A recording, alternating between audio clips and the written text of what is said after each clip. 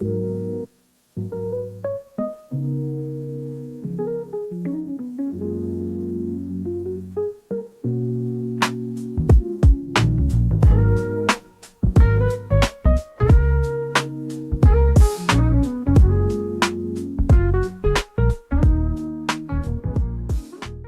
my years as a historian, I've observed something that echoes across every corner of our African past.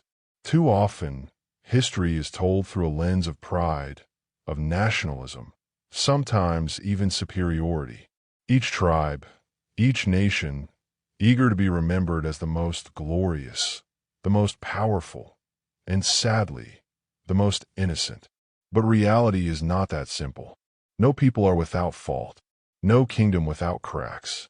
The truth is, we have all hurt each other. And though the pain we feel is real, history reminds us that the wheel always turns. And yet, one thing remains. We are still brothers. Hatred will not win. Division will not last. And today, we tell the story of a people who embodied this unity.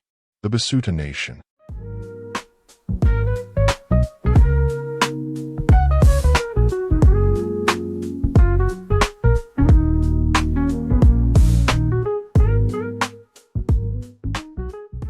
The Basotho Nation as we know it today owes its origins to King Moshweshwe I, a master statesman, a peaceful warrior, and the founder of a united people.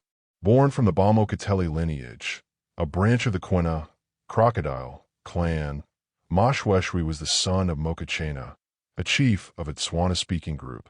In 1822, during a time of great upheaval in southern Africa, when Mfikane wars displaced entire tribes, King Moshweshwe I did something revolutionary. Rather than conquer, he unified. He offered refuge. And in doing so, he built a nation. He absorbed diverse peoples. The Bafokeng from his maternal lineage, and the Amazizi, and Nguni people displaced from their homelands. From these fragments, he forged the Basotho kingdom, a nation built not on bloodshed, but on inclusion.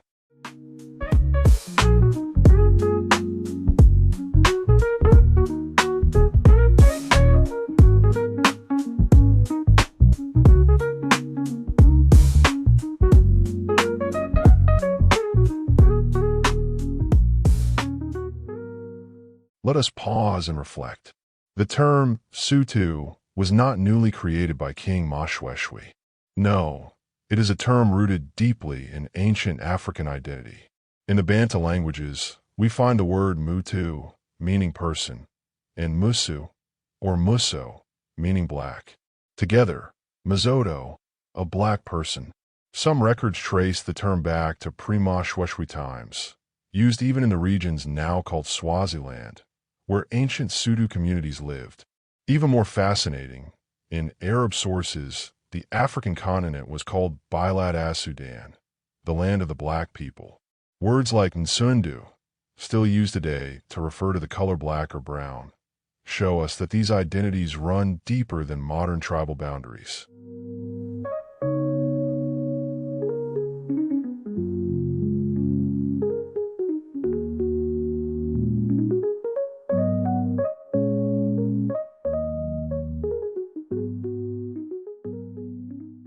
Much is made today about how the Nguni and Sotho people are different, but history tells another story. The ancestors of the Zulu, for example, were once called Basotho, the northern Sotho.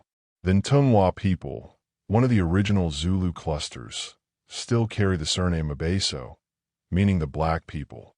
These linguistic, cultural, and familial overlaps remind us of one important truth. Before we were divided, we were one.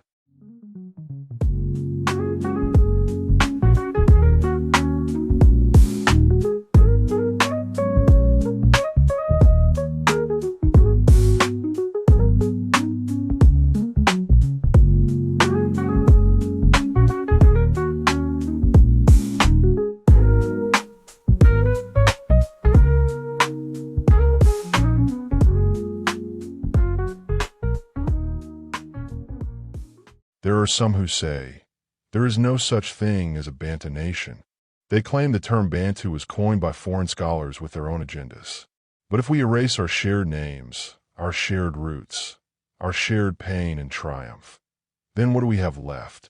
We must tell our stories as they are, not to elevate ourselves above others, but to reclaim our place in the human journey, to remind ourselves and our children, we are a Bantu, we are one.